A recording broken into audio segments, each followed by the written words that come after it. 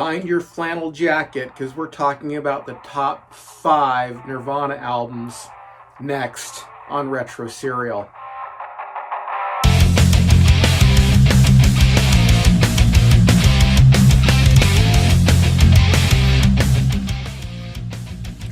Hey everyone, welcome to Retro Serial. I'm your host, DNC. You knew this was coming. If any of you are devotees of the program, you know that I'm a huge Nirvana fan. As a matter of fact, Nirvana is probably my all-time #1 favorite group ever. They had the hugest impact on me growing up and really made a change in the type of music I listened to. There were a couple bands that obviously influenced that, but when Nirvana came out, there was a stark difference between the type of music I used to listen to and the type of music I listened to after Nirvana came out and actually still listen to as a main staple of my life. Eventually, I want to do a full hour-long tribute to Nirvana. I haven't just found the exact right guest yet to talk about it. I want to talk about how Nirvana changed the world and their contribution. But on today's episode, I'm really only going to be talking about the top 5 albums. Again, in my opinion, my favorite Nirvana albums. But let me just say before we get to the list that there are no bad Nirvana albums. This was difficult to choose. This was almost like, choosing who your favorite children are or something like that. But there's no like number 5 and number 3 and number 2, number 1. Really, it comes down to which one probably I just liked better right now because they've all shifted rotation for me throughout my growing up years. So with all that said, please don't forget to like this video, and I'd be hugely honored if you subscribe to the channel and share it on your favorite social media. Hit the bell notification. If you want to donate some of your hard-earned cash, there's a link below to the Buy Me a Coffee, which is akin to Patreon, where you can donate money to see improvements here at the show and just generally support us and show us some financial love for what we're doing here on the program. With all that said, let's get to the top 5 Nirvana albums. Coming in at number 5 is Bleach. Bleach was released in 1989 by Sub Pop with Jack Endino as the producer.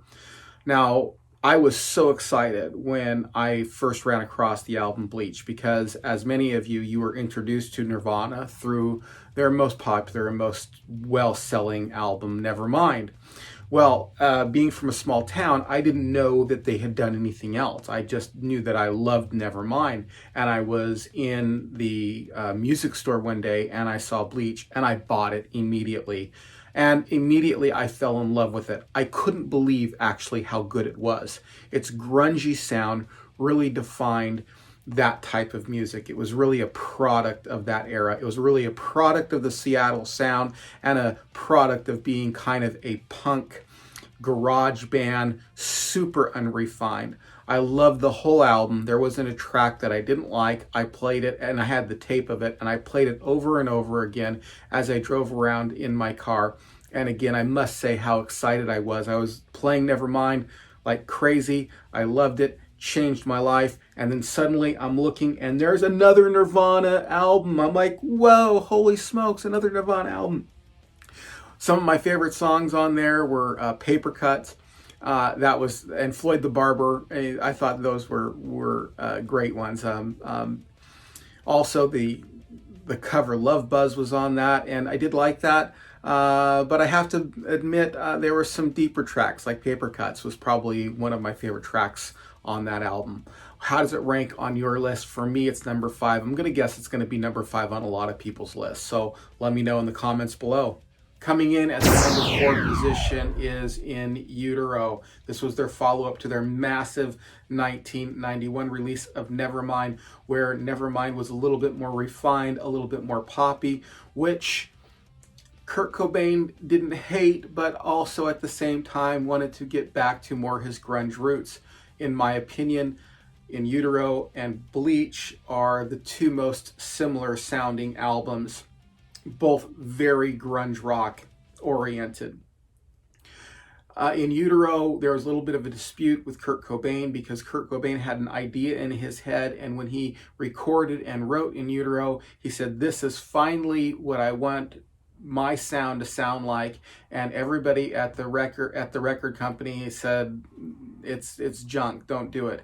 And so they basically had to re-record it to some degree or remix it to some degree. What I really wish would have happened is that, and I think that Kurt could have done this at the time, was that Kurt could have said, okay, let's do two releases. Let's do my release and let's do your release. I think there's enough of a fan base out there that both of them would have sold really, really well. I really wish that would have happened. I really wish both albums would have came out. There was going to be a song on the album that I really wish would have been on the album. It did appear on Beavis and Butthead Do America, the soundtrack for that, and that is I Hate Myself and Wanna Die. I thought that was a great song, and I really wish it would have made it on In Utero, but In Utero has some fantastic songs on it. Again, not a bad song on the entire album. That's one of the reasons why Nirvana is my favorite band. Is literally I don't go, well, this song's kind of all right. I listen to the whole thing from beginning to end, from beginning to end. Love it. Love Tourette's. That's probably one of my favorite on there. Servants is another great one. Really, there isn't any bad songs on that album. Love the whole thing. Okay, this is where things get really tough for me. In choosing a top 5 of Nirvana, I really think that number 5 and number 4 are settled in my mind. I would definitely choose number 5 as Bleach, number 4 as In Utero, although, like I said at the beginning, all of these are great albums. But when it gets down to the top 3, choosing between what would be number 3, what would be number 2, and what would be number 1 is super difficult for me. But I have to make a choice, right? So my choice might not necessarily be your choice, but here it is. Coming in at number 3 is Nirvana Unplugged. Nirvana Unplugged came out in 1994. And out of all the albums, because it is unplugged, because it's Kurt with the guitar, an acoustic guitar, and just that raw voice sound without anything being too mixed or too refined, and the rest of the band around him, I really believe that the sorrowfulness of his soul, the depression that he went through, and the anxiety-driven songs that he produced on other albums really shone through in a way that isn't captured on those previously released albums. It's one of the reasons we like those albums, is because we can hear his true nature kind of coming through. And I think that true nature is echoed in a way on Unplugged that you just can't be captured in a studio, refinedly driven, even a garage band kind of thing. It just comes through in a way that really showcases that. I loved his covers on this as well. I thought that he did brilliant with the David Bowie song, although they did plug in a little bit, so he kind of cheated a little bit on the David Bowie song. I thought that him bringing in the Meat Puppets and him taking over the lead vocals on the Meat Puppets and putting the guitar down and letting them play was also brilliant as well, and giving the Meat Puppets a little bit more exposure than probably they would have had they had not been introduced to the majority of the public anyways by Nirvana. Not to say anything bad about the Meat Puppets, they're a great band in their own right, but I didn't know about the Meat Puppets until after that album. So again, number 3 position is Nirvana Unplugged. Coming in at number 2 is Nevermind. I know this might surprise a lot of you. You might be thinking Nevermind would be number 1. And I know for a lot of people, Nevermind is in their number 1 position. I mean, after all, it is the album that broke the scene.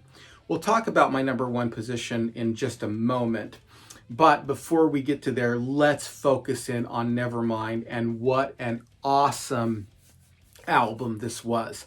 In my mind, I do not think that the underground scene would have broken the way it did without Nirvana and without the album Nevermind. I just don't.